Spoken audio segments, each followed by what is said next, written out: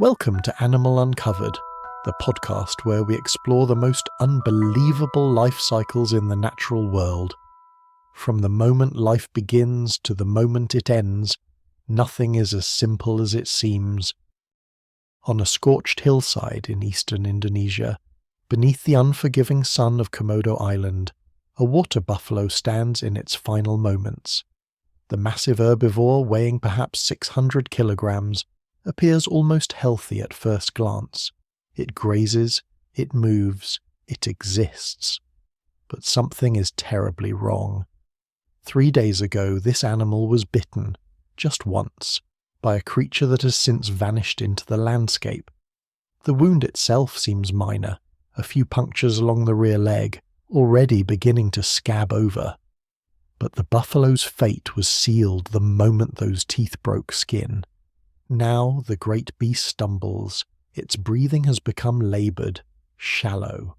A creeping paralysis has begun to affect its muscles, spreading from the site of that ancient bite. The animal's blood, normally quick to clot, continues to seep from the smallest scratches. Infection has set in, aggressive and overwhelming, fed by a cocktail of bacteria so virulent that it would fascinate and horrify microbiologists in equal measure. The buffalo sinks to its knees, and from the dried grasses, from the shadows beneath the lontar palms, from the very earth itself it seems, they emerge. Not one, but 7. The largest is nearly 3 meters from snout to tail, a living relic of deep time, its scales armoured in shades of grey and rust and earthen brown. The Komodo dragon has returned. It has been waiting, with a patience that speaks to millions of years of evolutionary refinement, for precisely this moment. The giant lizard approaches its prize with measured steps, its forked tongue tasting the air, sampling the chemical signatures of death and opportunity. This is not cruelty. This is simply what it means to be among the last of the great monitor lizards, an apex predator whose very existence challenges our understanding of what a reptile can be. Part 1. Why this animal matters. The Komodo dragon, known to science as Varanus komodoensis, represents something extraordinary in the modern world, a window into an age when giant reptiles ruled the earth. While the dinosaurs vanished 66 million years ago, the Komodo dragon stands as a testament to the fact that the age of great reptilian predators never truly ended. It simply became more selective. This is the world's largest living lizard, a creature that can exceed 3 meters in length and weigh upward of 90 kilograms. But size alone does not explain its significance. The Komodo dragon possesses a suite of adaptations that make it one of the most sophisticated predators in the natural world. It has venom glands that produce anticoagulants and shock-inducing compounds. It has a bite force that rivals that of much larger carnivores. It has a metabolism that allows it to survive on remarkably little food, yet the ability to consume up to 80% of its own body weight in a single feeding. For centuries, these creatures lived in relative obscurity, known only to the islanders of Indonesia's Lesser Sunda Islands, and occasionally mentioned in sailors' tales. Western science did not formally describe the species until 1910, making it one of the last large vertebrates to be documented by modern zoology. When those first reports reached the West, they were met with skepticism. A 3-meter venomous lizard that hunted water buffalo and deer? It sounded like mythology, like dragons from medieval bestiaries given flesh. But the Komodo dragon is no myth. It is a highly specialized monitor lizard that has evolved in isolation, adapting to the unique constraints and opportunities of island life. And perhaps most remarkably, recent research has revealed that female Komodo dragons can reproduce without males through a process called parthenogenesis, virgin birth, previously thought impossible in such a complex vertebrate. The central question that drives this exploration is deceptively simple. How does an animal this extraordinary come to exist? What does it take to transform from a vulnerable egg, no larger than a grapefruit, into a 3-meter predator that fears nothing in its domain? The life cycle of the Komodo dragon is not merely a biological curiosity. It is a masterclass in survival, a story of adaptation and resilience that has played out over millions of years on a handful of small islands at the edge of the world. Part 2. Evolution and Origins. To understand the Komodo dragon, we must first travel back in time, far beyond the 10,000 years of human civilization, beyond even the ice ages that shaped so much of our modern world. The story begins in the Miocene epoch, roughly 15 to 20 million years ago, when the ancestors of today's monitor lizards were radiating across the tropical regions of the Old World. Monitor lizards belong to the family Varanidae, a group that emerged perhaps as early as the Cretaceous period, making them contemporaries of the dinosaurs themselves. While the great reptiles that dominated the Mesozoic perished in the catastrophe that ended that era, the monitors survived, adaptable and resilient. They were never the largest predators in their ecosystems during that time, but this very fact may have been their salvation. Being smaller, more versatile and less specialized allowed them to weather the dramatic environmental changes that proved fatal to larger, more rigid life forms. The genus Varanus, to which the Komodo dragon belongs, includes approximately 80 living species found throughout Africa, Asia and Australia. They range from small insectivorous species barely 20 centimeters long to the mighty Komodo dragon itself. This diversity speaks to an extraordinary evolutionary success story, one built on a body plan that combines the best attributes of both ambush predators and active hunters. For many years, scientists believed that the Komodo dragon evolved in isolation on the Lesser Sunda Islands, growing larger over time due to island gigantism, a phenomenon where animals on islands, free from certain predators and competitors, evolved to larger sizes than their mainland relatives. But recent fossil discoveries and genetic analyses have complicated this picture considerably. It now appears that the Komodo dragon's ancestors were already large animals when they first arrived in what is now Indonesia. Fossil evidence from Australia suggests that monitor lizards of comparable size to modern Komodo dragons lived on that continent until relatively recently in geological terms, perhaps as recently as 40,000 years ago. The most famous of these was Varanus priscus, also known as Megalania, a truly colossal monitor that may have reached 7 meters in length and weighed as much as 600 kilograms. The current theory suggests that the ancestors of the Komodo dragon dispersed from Australia through the Indonesian archipelago during periods when sea levels were lower, and land bridges connected these now isolated islands. As they spread, they adapted to local conditions. On the Lesser Sunda Islands, where large mammalian predators were absent or rare, these giant monitors found an ecological niche waiting to be filled. But here is where the story becomes particularly fascinating. The Komodo dragon did not simply grow large and stop evolving. It continued to refine itself, developing specialized adaptations that go far beyond mere size. The venom system, the unique jaw mechanics, the sophisticated hunting behaviors, these are not primitive features carried over from ancient ancestors. These are relatively recent innovations, evolutionary experiments that have proven remarkably successful.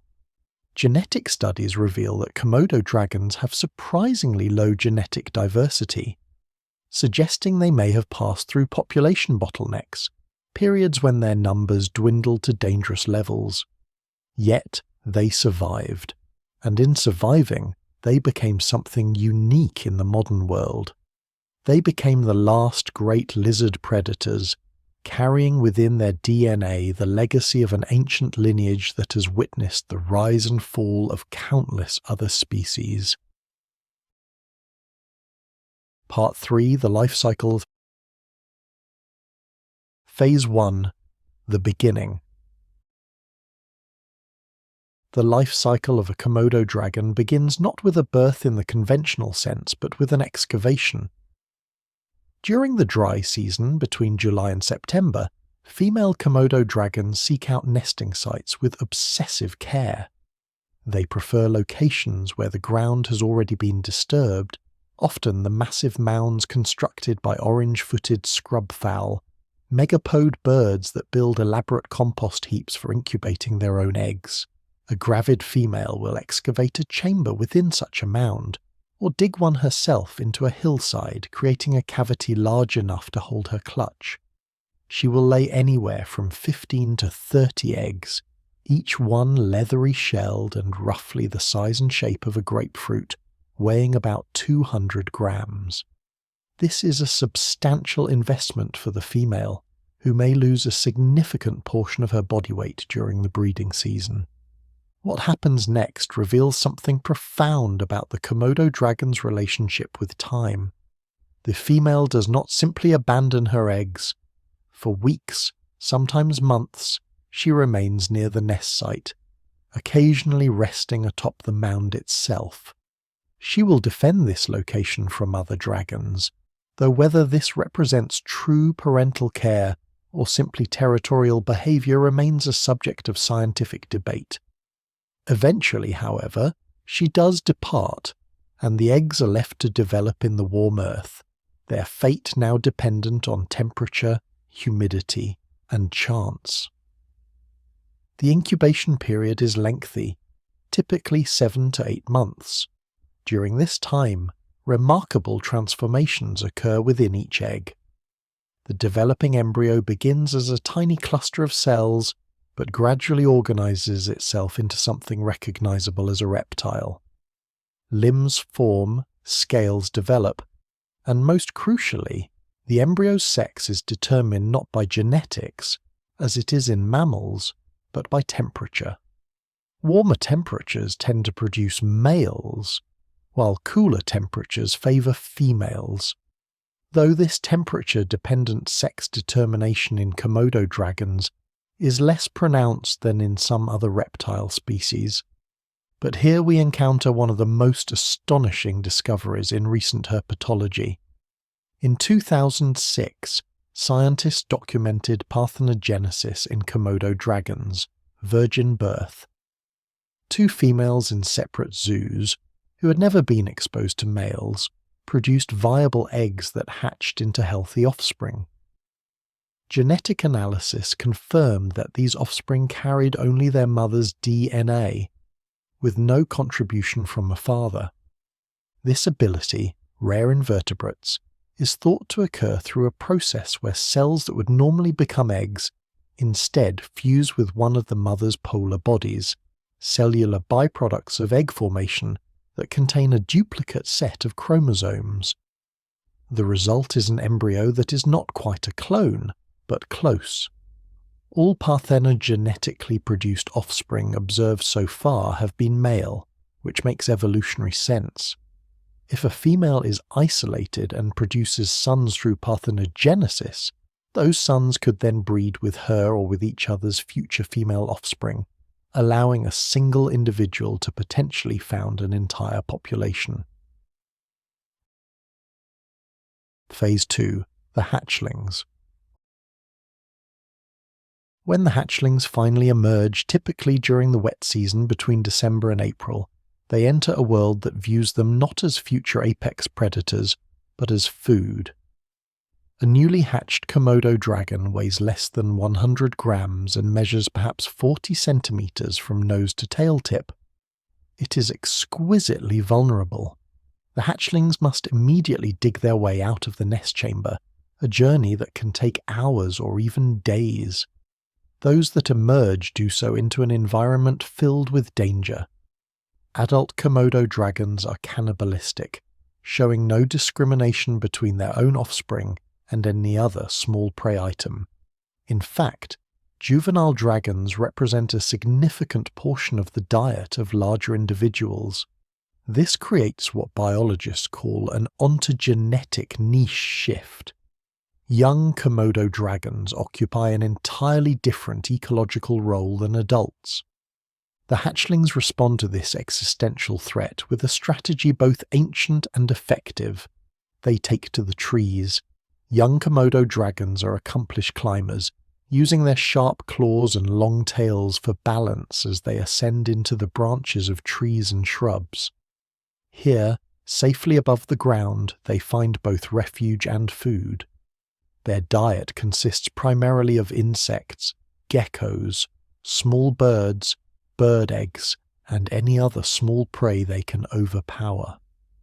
They are active hunters, quick and agile in ways that seem almost impossible when one considers what they will eventually become. The coloration of juvenile Komodo dragons differs markedly from adults. While mature dragons are predominantly grey-brown, the young sport vibrant patterns of green and yellow with bands of darker colour. This coloration serves multiple purposes. It provides camouflage among the foliage where they spend their early years, and it may also signal to adults that they are juveniles, potentially reducing, though not eliminating, the risk of being eaten. Phase 3. The adolescent years. For the first several years of life, a young Komodo dragon remains largely arboreal. Growth during this period is steady but not spectacular, perhaps doubling in size over the first year. The dragon feeds opportunistically, learning the skills that will serve it throughout its life. It learns to read chemical signals with its forked tongue, to remain motionless when larger predators, including larger Komodo dragons, are near, and to strike with precision when prey presents itself. But as the dragon grows, the trees become less accessible. A Komodo dragon that weighs several kilograms cannot navigate the slender branches that once provided safety. Gradually, inevitably, the young dragon must descend. This transition, which typically occurs around the age of 3 to 5 years, represents one of the most dangerous periods in the animal's life. Now weighing perhaps 10 to 15 kilograms and measuring over a meter in length, the young dragon is too large to hide effectively in trees, but not yet large enough to defend itself against adult dragons. It occupies a vulnerable middle ground. The dragon's strategy during this phase involves a combination of caution and opportunism. It seeks out areas with dense ground cover, rock crevices, and burrows where it can retreat when threatened. It becomes increasingly bold in its hunting, taking larger prey, rodents, birds, smaller monitor lizards, but it must remain constantly vigilant. Interestingly, juvenile Komodo dragons have been observed engaging in social behaviours that seem to reduce individual risk. They may forage in loose associations, where the presence of multiple young dragons creates a confusion effect for potential predators.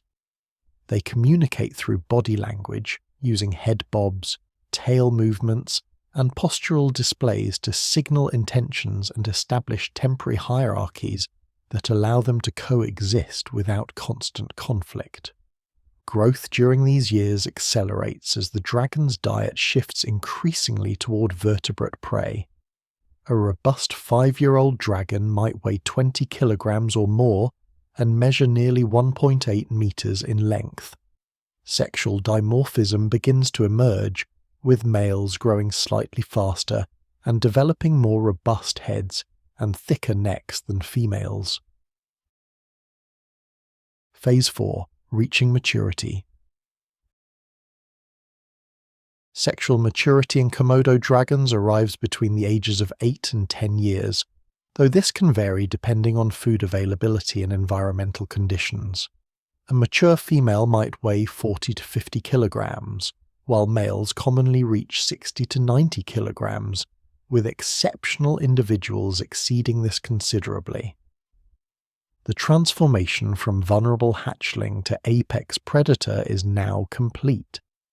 The dragon's coloration has shifted to the uniform grey-brown of adulthood, providing excellent camouflage against the dry grasses and rocky terrain of its island home.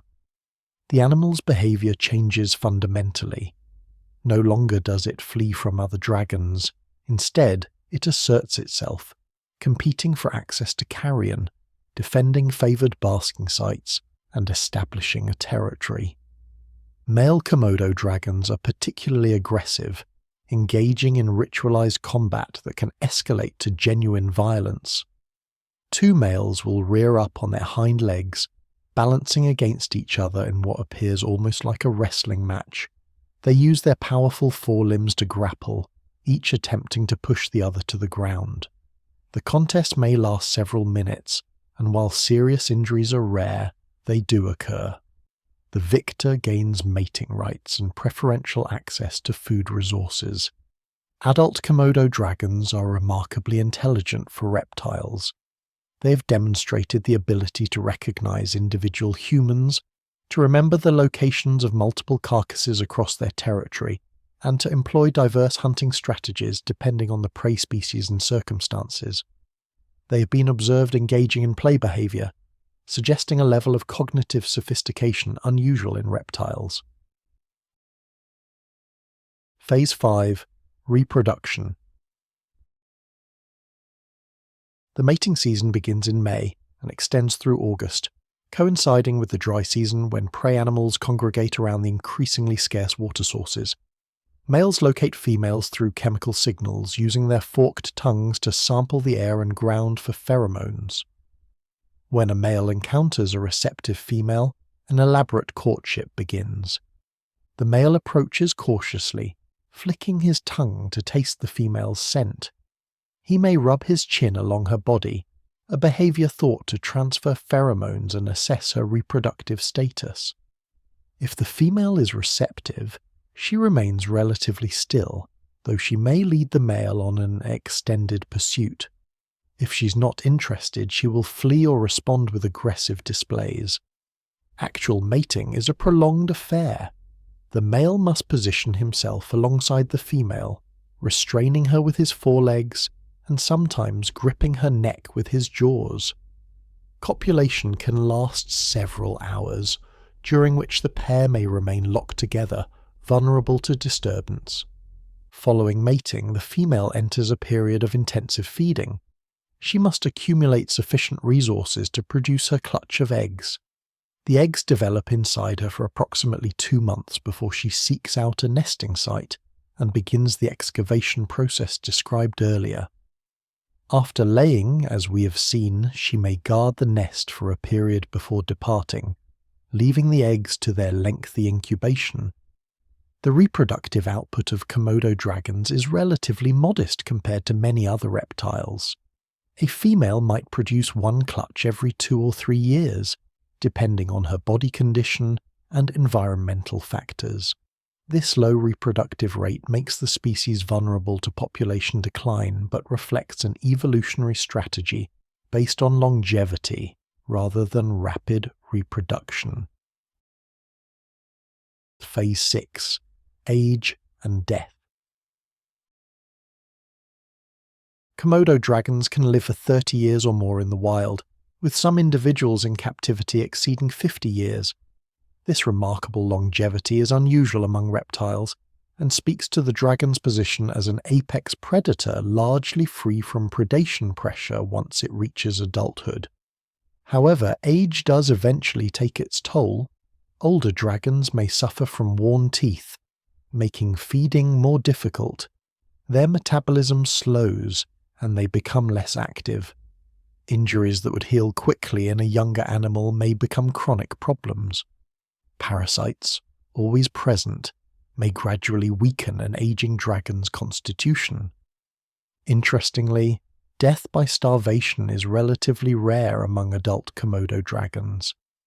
Their ability to reduce their metabolic rate and survive for extended periods without food means that even an elderly, weakened dragon can persist for months or years.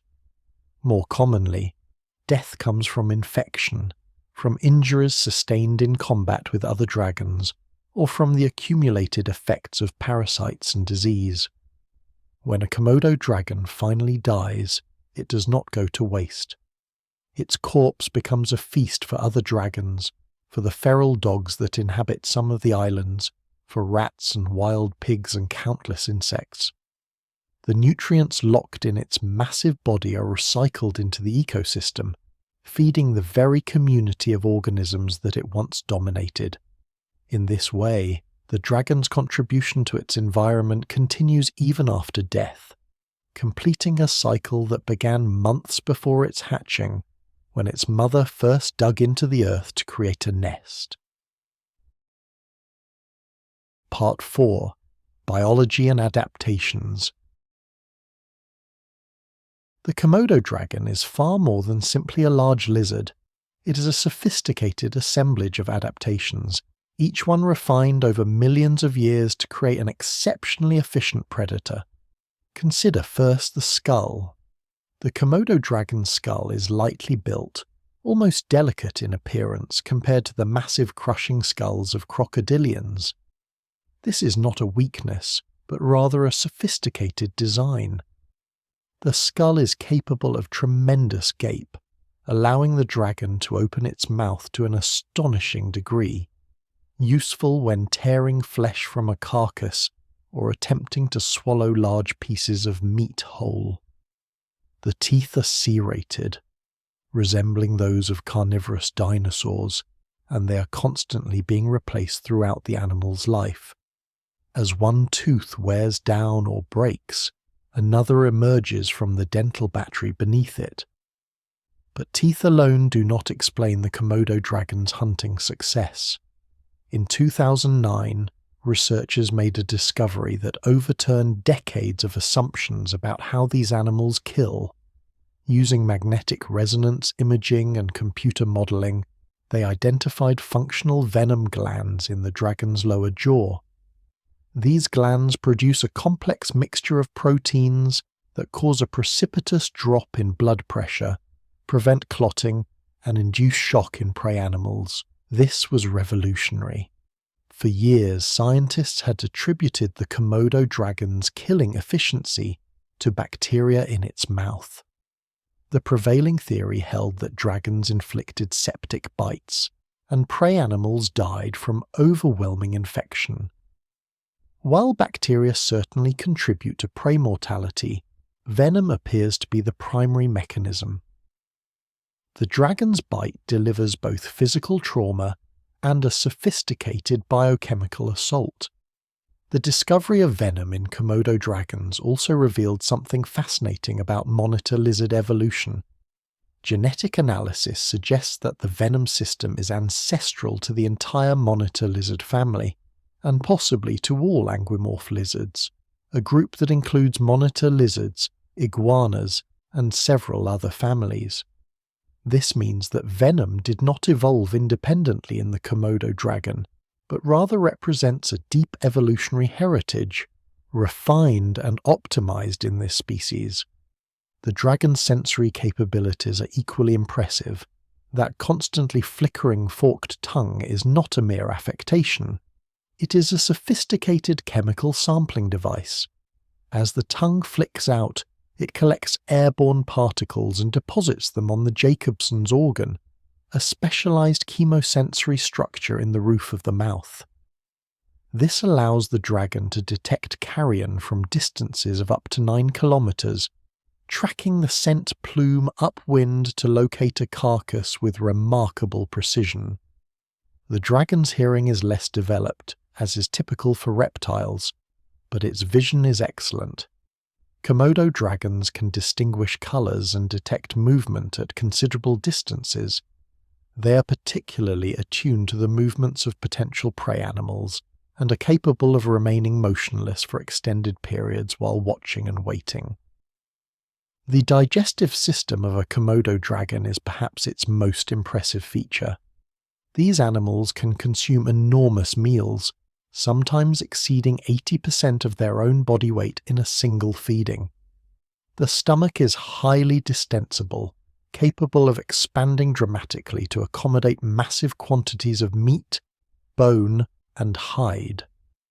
Powerful gastric acids break down this material, dissolving even large bones over the course of several days. However, not everything can be digested.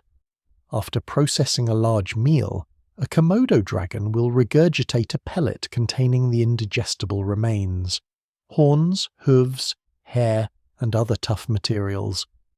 This behavior is similar to that seen in birds of prey, and serves to clear the digestive system for the next meal. The dragon's metabolism is fascinatingly flexible. When food is abundant, the dragon feeds actively and grows rapidly. When food is scarce, it can reduce its metabolic rate dramatically, surviving for months on stored fat reserves. This metabolic plasticity is crucial for survival on islands where prey populations fluctuate seasonally, and where a single large meal might need to sustain the dragon for weeks or months. Thermoregulation is managed behaviorally, as with all reptiles. Komodo dragons are ectothermic, relying on external heat sources to regulate body temperature. They begin each day by basking in the sun, raising their body temperature to optimal levels for activity, typically between 33 and 38 degrees Celsius. Once warmed, they can maintain this temperature through careful selection of sun and shade, adjusting their posture and location throughout the day. One of the most remarkable aspects of Komodo dragon biology is their ability to run at relatively high speeds despite their bulk. A large dragon can sprint at speeds approaching 20 kilometers per hour for short distances. This is not the sustained speed of a mammalian predator, but it is more than sufficient for the dragon's purposes.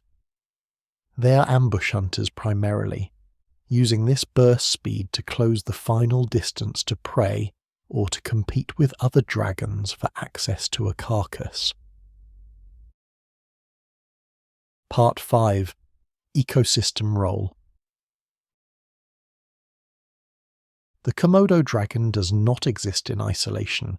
It is embedded in a complex web of relationships that define the ecosystems of the Lesser Sunda Islands.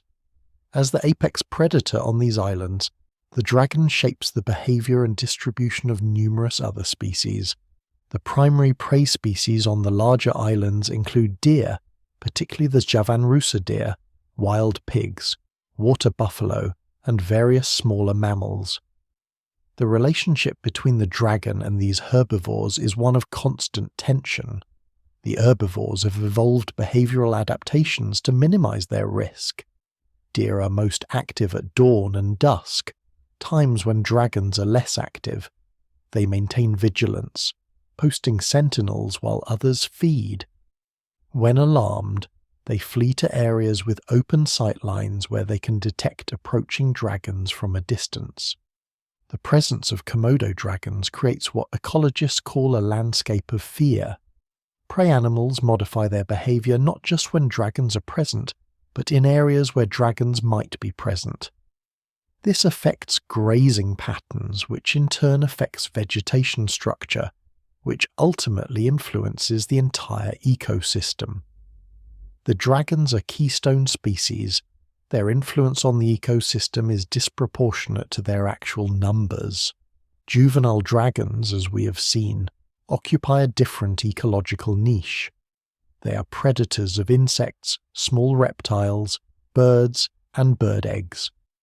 In this role, they may actually compete with adult dragons for some food resources, as adult dragons will readily consume smaller prey when available. However, the arboreal lifestyle of juveniles largely separates them from direct competition with adults. Interestingly, Komodo dragons also serve as scavengers, and this role may be as important as their role as predators. They are remarkably efficient at locating carcasses, drawn by the chemical signatures of decay. At a large carcass, multiple dragons may gather, with dominance hierarchies determining feeding order. The largest dragons feed first and most aggressively, while smaller individuals wait their turn or attempt to snatch morsels when the opportunity arises. This scavenging behavior creates complex ecological dynamics. By rapidly consuming carcasses, dragons prevent the proliferation of disease organisms and recycle nutrients efficiently. However, their dominance at carcasses also affects other scavengers. Birds, smaller monitors, and other potential scavengers must wait until the dragons are satiated or risk attempting to feed alongside these formidable competitors. The islands themselves are shaped by the presence of dragons. The absence of large mammalian predators. There are no cats, no canids beyond feral dogs, no bears or hyenas, means that the Komodo dragon occupies an ecological role that would be filled by multiple species in continental ecosystems. This concentration of predatory pressure on a single species makes the dragon ecologically significant, but also vulnerable. If dragon populations decline, there is no other species ready to assume their role. Symbiotic relationships involving Komodo dragons are limited. Unlike some large predators, dragons do not have dedicated cleaning species that remove parasites. However, they do host a variety of internal and external parasites, including ticks, mites, nematodes, and other organisms. The relationship between dragon and parasite is primarily antagonistic, though the parasites themselves represent food sources for other species. The dragon's impact on vegetation is indirect but real. By predating on herbivores, particularly deer and pigs, dragons influence browsing and grazing pressure on plant communities. In areas with high dragon density, herbivore populations may be suppressed, allowing vegetation to grow more densely. Conversely, areas with few dragons may experience overgrazing, leading to different plant community compositions. Part 6: Human Connection and Conservation. The human relationship with Komodo dragons is ancient and complex. The indigenous people of Komodo, Rinca, Flores, and the other islands where dragons exist have lived alongside these creatures for thousands of years. In local folklore, dragons were often considered kin, deserving of respect and caution. Stories told that dragons were the siblings of humans, separated at birth, one taking the form of a great lizard and descending into the forests, the other becoming human and building villages. These cultural traditions likely helped maintain a respectful distance between people and dragons. Attacks on humans were rare historically, though they did occur. When they happened, they were often attributed to dragons protecting their territory or defending a food source. The local people developed strategies for coexistence, avoiding areas known to be favoured by large dragons, travelling in groups, and taking precautions when collecting firewood or tending crops. The Western discovery of Komodo dragons came remarkably late. In 1910, Dutch colonial administrator Lieutenant van Stein van Hensbroek heard reports of large lizards on Komodo Island and organised an expedition to investigate. He returned with photographs in the skin of a dragon that measured over 2 meters in length. This species was formally described that same year, causing considerable scientific excitement. Here was a genuine giant lizard, something that seemed to have stepped from the pages of mythology into the modern world. This discovery sparked both scientific interest and, unfortunately, hunting pressure. In the early 20th century, numerous dragons were killed for museum specimens and trophies. By the 1920s and 30s, concerns about the species' survival began to emerge. The dragon's limited range, restricted to a handful of small islands, made it particularly vulnerable to overexploitation. Conservation efforts began in earnest in 1930 with the establishment of hunting restrictions. In 1980, Komodo National Park was created, encompassing the islands of Komodo, Rinca, and Padar, along with numerous smaller islands. This was later expanded and designated a UNESCO World Heritage Site in 1991. The park now protects not only the dragons but also the entire ecosystem upon which they depend. Despite these protections, Komodo dragons face numerous threats. The wild population is estimated at approximately 3,000 to 5,000 individuals, concentrated primarily on Komodo and Rinca Islands, with smaller populations on Flores and Gili Motang. This limited population size and restricted range make the species vulnerable to catastrophic events. Habitat loss is an ongoing concern. Human encroachment on Flores, the largest of the dragon islands, has fragmented dragon habitat and brought humans and dragons into increasing contact. As human populations expand, the natural prey base for dragons declines, leading to more frequent interactions and potential conflicts. Climate change represents an existential threat. Rising sea levels could inundate portions of the low-lying islands where dragons live. Changes in temperature and precipitation patterns could affect prey populations and alter the vegetation communities that support the entire ecosystem. Perhaps most concerningly, the temperature-dependent sex determination in Komodo dragon eggs means that global warming could skew sex ratios, producing more males and fewer females, which would ultimately reduce reproductive output. Poaching remains a problem, though it is less severe than in previous decades. Dragons are protected by Indonesian law, but illegal collection for the exotic pet trade continues. Additionally, prey species are sometimes poached, reducing the food available to dragons. Tourism presents a double-edged sword. The revenue generated from tourists visiting Komodo National Park provides essential funding for conservation efforts and creates economic incentives for local communities to protect dragons. However, tourism also brings risks. Poorly managed tourism can disturb dragons, particularly during breeding season. Human food waste can attract dragons to areas where they come into contact with people, increasing the risk of attacks. There have been several well-documented attacks on humans in recent years. In 2009, 2 attacks occurred within months of each other, resulting in serious injuries to fishermen and park staff.